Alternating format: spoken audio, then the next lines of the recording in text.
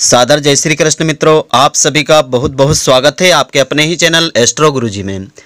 मित्रों, यदि आपने अभी तक हमारे चैनल को सब्सक्राइब यदि नहीं किया हो तो अभी सब्सक्राइब कर लें और बेल आइकन को अवश्य दबाएं, जिससे हमारे अगले आने वाले नए वीडियो की नोटिफिकेशन सबसे पहले आपके पास पहुंचे।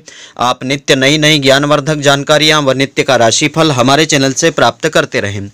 तो मित्रों, आज आपको हम बताने जा रहे हैं महान पुण्य को देने वाली निर्जला एकादशी की व्रत कथा, पूजा विधि और इसके महत्व के बारे में।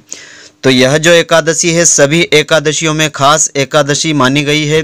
इस एकादशी का व्रत जो भी स्त्री पुरुष श्रद्धा के साथ करते हैं उन्हें सभी एकादशियों के व्रत का फल मिल जाता है।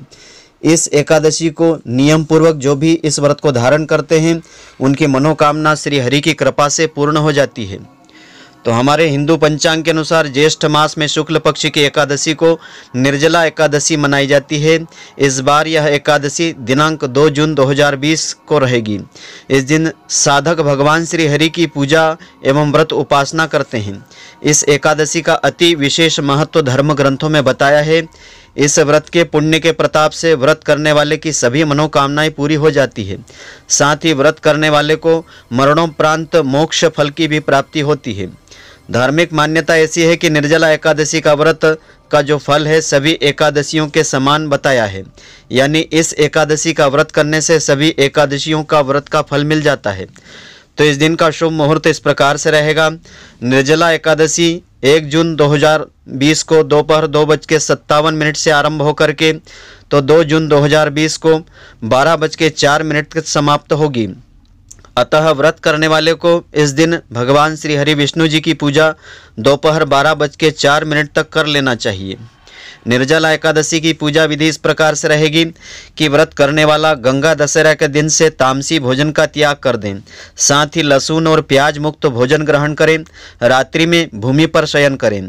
अगले दिन ब्रह्म मुहूर्त में उठकर के सबसे पहले भगवान श्री हरि का स्मरण करें। इसके पश्चात नित्य कर्मों से निवृत्त होकर के गंगा जल युक्त पानी से स्नान करें। अब आचमन करके इस व्रत का संकल्प लेवें। फिर पीले वस्त्र आदि लपेटें। इसके बाद सूर्य भगवान को अर्घ्य प्रदान करें। उसके बाद भगवान श्री हरि विष्णु जी की पूजा पीले पुष्प, अक्षत, दूर्वा, चंदन आदि से करें। सभी में हल्दी मिला करके करें। इसके लिए सबसे पहले 16 उपचार से आप पूजन करें। इस समय ओम नमो भगवते वासुदेवाय इस महामंत्र का जाप आप करते रहें और निर्जला एकादशी की कथा को श्रद्धा पूर्वक श्रवण करें। अंत में आरती अर्चना करें, प्रार्थना करें। और इस दिन निर्जल उपवास रखने का विधान होता है, इसलिए अपनी सेहत के अनुसार व्रत करें। दिन भर निर्जल उपवास रखें। संध्या की वेला में आरती अर्चना के बाद फलाहार ग्रहण करें। अगले दिन नित्य दिनों की तरह भगवान की पूजा आराधना करके इस व्रत को खोलें। तो सबसे पहले ब्राह्मणों को दान दक्षिणा भोजन आदि करवा करके इसके बाद इस व्रत को आपको खोलना चाहिए। तो इस व्रत का संपूर्ण फल मिलता है। और इस दिन निर्जला एकादशी की इस पुण्यदायिनी व्रत कथा को अवश्य ही सुनना चाहिए, जिससे कि अनंत गुना फलों की प्राप्ति होती है। तो यह कथा इस प्रकार से है। भगवान श्री कृष्ण धर्मराज युधिष्ठिर से कहते हैं कि हे राजन, श्री सूत जी ने इस एकादशी की कथा अनेक ऋषि मुनियों को बताई थी। एक बार पांडुपुत्र भीम ने अपने पूज्य पितामह व्यास जी से निर्जला एकादशी की कथा का वृत्तांत जानने की जिज्ञासा प्रकट की थी। सभी शास्त्रों व वेदों में मर्मज्ञ वेदव्यास जी कहने लगे, ज्येष्ठ के शुक्ल पक्ष और कृष्ण पक्ष इन दोनों ही पक्षों की एकादशी के व्रत में भोजन ग्रहण नहीं किया जाता है। द्वादशी को स्नान आदि से पवित्र होकर के भगवान केशव की पूजा करके सबसे पहले ब्राह्मणों को भोजन करवा करके अंत में स्वयं भोजन ग्रहण करना चाहिए। तब भीमसेन कहने लगे कि परम पूज्य पितामह, मेरा निवेदन सुनिए। मुझसे भूख सहन नहीं होती है। मैं विधिवत भगवान की पूजा करके दान भी देता हूँ, परंतु भोजन के बिना एक दिन नहीं रह सकता। तब व्यास जी कहते हैं कि यदि तुम स्वर्ग लोक को अच्छा और नरक लोक को बुरा समझते हो तो प्रति मास दोनों पक्ष की एकादशी को भोजन न किया करो। तब भीमसेन कहने लगे कि हे पूज्य पितामह, जब एक बार भोजन करके भी मुझे संतुष्टि नहीं होती तब उपवास करके मैं कैसे रह सकता। उपवास करना तो मेरे लिए कठिन है। मेरे उदर में वृक्क नामक अग्नि सदा प्रज्वलित रहती है और भोजन करने के पश्चात ही वह शांत होती है। इसलिए जब मैं बहुत अधिक खाता हूँ तभी वह शांत होती है। इस कारण मैं वर्ष भर में केवल एक ही उपवास कर सकता हूँ। तब वेदव्यास व्यास जी आगे कहते हैं कि हे भीमसेन, इस एकादशी करने की विधि यह है कि ज्येष्ठ मास में सूर्य ग्रह वृषभ राशि पर हो या मिथुन राशि पर हो, शुक्ल पक्ष में जो एकादशी हो उसका यत्न पूर्वक निर्जल व्रत करना चाहिए। अर्थात वृषभ और मिथुन संक्रांति के सूर्य में ज्येष्ठ मास की शुक्ल पक्ष की एकादशी आती है, जिसे कि निर्जला एकादशी कहते हैं। इसी कारण इसका नाम निर्जला एकादशी पड़ा है। तो प्रातः केवल कुल्ला या आचमन करने के लिए मुख में जल इस दिन डालना चाहिए, लेकिन आचमन में 6 माह से जल से अधिक जल नहीं लेना चाहिए। इसके अलावा और किसी प्रकार का जल वर्जित होता है। अर्थात व्रत रखने वाले सभी भक्त, विद्वान, स्त्री पुरुष अपने मुंह में जल नहीं डालें, अन्यथा व्रत भंग हो जाता है। तो निर्जला एकादशी को सूर्योदय से लेकर दूसरे दिन के सूर्योदय तक मनुष्य जल ग्रहण नहीं करें तो यह निर्जला एकादशी व्रत पूर्ण होता है। उसके बाद द्वादशी को सूर्योदय से पहले प्रभात काल में स्वान्न यानी स्वयं का अन्न ग्रहण करके ब्राह्मणों को विधि पूर्वक सामर्थ्य के अनुसार दान दक्षिणा देवे। यह सब कार्य पूर्ण करके जितेंद्रिय पुरुष ब्राह्मणों के साथ भोजन करें। प्रत्येक एकादशी का अपना अलग अलग महत्व है। तो हे पुत्र, बड़े बड़े ऋषियों महर्षियों ने बहुत से शास्त्रों की रचना की है। यदि कलयुग में मनुष्य उन पर आचरण करे तो अवश्य ही मुक्ति मिल जाती है। शास्त्रों में पुराणों का सार है, जिसमें दोनों पक्षी की एकादशियों के व्रत करने का महत्व बताया है। श्री वेदव्यास जी के वचन सुनकर के भीमसेन भयभीत हो गए और कांपते हुए कहने लगे कि मैं क्या करूं, मास में तो 2 व्रत तो मुझसे नहीं होंगे। तब वेदव्यास जी ने कहा कि पुत्र, फिर 1 वर्ष में 1 एकादशी का व्रत तो कर सकोगे। भीमसेन ने स्वीकृति पूर्वक अपना शीश हिलाया। भीमसेन बोले, हाँ, वर्ष में 1 व्रत करने का प्रयत्न अवश्य करूँगा।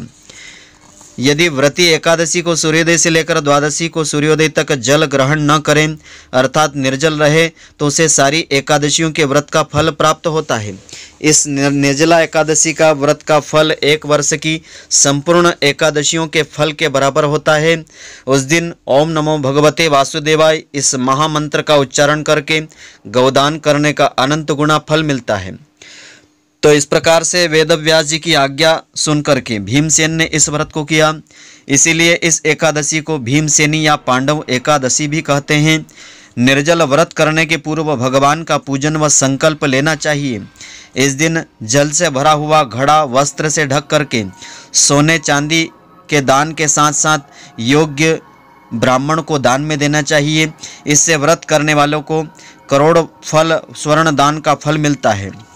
निर्जला एकादशी के व्रत से मनुष्य के सारे पिछले जन्मों के पाप नष्ट हो जाते हैं। जाने अनजाने में किए हुए पाप भी इससे नष्ट हो जाते हैं। अंत समय में वह विष्णु धाम को चला जाता है। जो व्यक्ति इस दिन अन्न ग्रहण करते हैं वे विष्णु भगवान की कृपा और पुण्य लाभ से वंचित हो जाते हैं।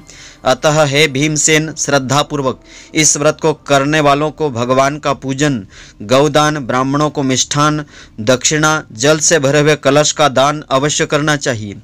निर्जला एकादशी के दिन अन्न, वस्त्र, पात्र, उपाहन, जूती आदि का दान करना चाहिए और ज़रूरतमंद लोगों की सहायता करना चाहिए। इस दिन विशेष करके झूठ नहीं बोलना चाहिए। प्रेम पूर्ण घर में व्यवहार करना चाहिए। स्वच्छता, पवित्रता का विशेष रूप से ध्यान रखना चाहिए और ईश्वर की भक्ति में ही अपना समय व्यतीत करना चाहिए। तभी इस एकादशी के व्रत का फल मिलता है। इसके अलावा इस दिन विशेष करके चाहे तो 2 बार स्नान करना चाहिए। भगवान श्री हरि की इससे कृपा मिलती है। और विष्णु भगवान की प्रतिमा को इस दिन कच्चे दूध में हल्दी, केसर मिला करके उससे स्नान करवाना चाहिए। और पंचामृत से दूध, दही, शहद, शक्कर से पृथक पृथक स्नान करवा सकते हैं। उनको अलग अलग स्नान करवाने का विशेष महत्व होता है।